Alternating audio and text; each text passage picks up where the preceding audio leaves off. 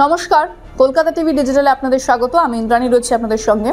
আমরা বিহার নির্বাচনে বুথ ফেরত সমীক্ষা নিয়ে আলোচনা করছি এবং বিহার নির্বাচনে আরও যে সমস্ত বিষয় আছে সেসব কিছু আলোচনার মাধ্যমে আপনাদের সামনে তুলে ধরছি।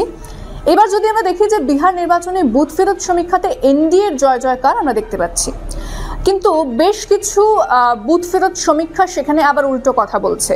তার মধ্যে অন্যতম হচ্ছে জার্নো মিরর এবং ডিভি লাইভ ইলেক্ট লাইন। তাদের যে বুথ ফেরত সমীক্ষা সেটা কিন্তু অন্য কথা বলছে। যদি জার্নো মিররের বুথ ফেরত সমীক্ষার দিকে নজর রাখি তাহলে সেক্ষেত্রে মহাগঠবন্ধন পাচ্ছে 130 থেকে 140টি আসন, এনডিএ পাচ্ছে 100 থেকে 110 এবং অন্যান্য পাচ্ছে 7। অর্থাৎ জার্নো মিরর তারা কিন্তু মহাগঠবন্ধনকে এগিয়ে রাখছে। এবার যদি আমি বুথ ফেরত সমীক্ষার কথা বলি, ডিবি লাইভ ইলেক্ট লাইনের বুথ ফেরত সমীক্ষার কথা বলি, সেখানেও একইভাবে মহাগঠবন্ধন 130 থেকে 144টি আসন, এনডিএ 95 থেকে 109টি। অর্থাৎ এখানে কিন্তু অনেকটাই এনডিএর আসন কম দেখানো হয়েছে এবং অন্যান্য 8। ডিবি লাইভ এমনটাই বলছে। এবার একটি ইউটিউব অর্থাৎ উল্টা চশমা বলে একটি ইউটিউবের সমীক্ষাতেও উলটপুরাণ দেখা যাচ্ছে এবং এদের আসন ভিত্তিক সমীক্ষা মিলে গেছে অনেকটা জার্নো মিরর এবং ডিবি লাইভের সঙ্গে। কি আছে এই সমীক্ষাতে সেটাও জানাবো। এনডিএ অর্থাৎ এদের প্রত্যেকটি দলকে ধরে ধরে তারা বলছে যে কত তারা আসন পেয়েছে।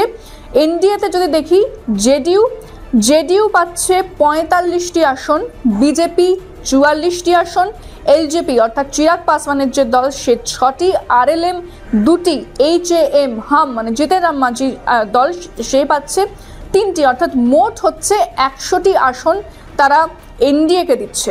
অন্যদিকে মহাগঠবন্ধনের দিকে যদি নজর দিই তাহলে মহাগঠবন্ধনের মধ্যে কে রয়েছে? আরজেডি মানে তেজস্বী দল, সে পাচ্ছে 86টি, আইএনসি মানে কংগ্রেস 21, ভিআইপি 6 এবং সিপিআইএমএল 93, সিপিআইএম 8, সিপিআইএমএল 13টি আসন পাচ্ছে, সিপিআইএম 8, আইআইপি 2, সিপিআই 2, আইএনডি 2 মানে মোট 136টি আসন তারা ইন্ডিয়া জোট বা মহাগঠবন্ধনকে দিয়েছে। অর্থাৎ মহাগঠবন্ধন কিন্তু এখানে এগিয়ে রয়েছে।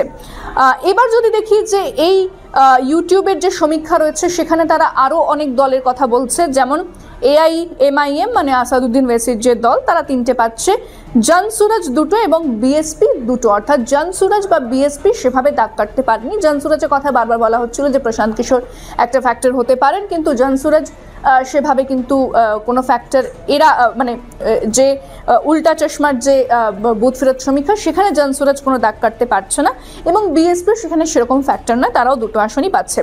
অর্থাৎ যদি মোট এই যে 3টে বুথ ফেরত সমীক্ষা এসেছে এদের দেখা যাচ্ছে যে এরা মহাগঠবন্ধনকে অনেকটা এগিয়ে রেখেছে এবং এনডিএকে অর্থাৎ বিজেপি, জেডিইউ, এলজেপি এই যে দল তাদেরকে অনেকটা পিছিয়ে দিয়েছে। কিন্তু অন্যান্য বুথ ফেরত সমীক্ষাতে এনডিএ তার একেবারে জয় জয়কার, তার রমরমা বাজার দেখা যাচ্ছে।